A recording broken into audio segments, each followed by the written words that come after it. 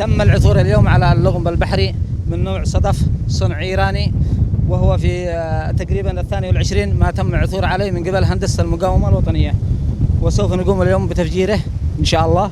وقد عثرت الفرق الهندسية المشاركة من القوة المشتركة بشكل عام أكثر من عشرات الألغام.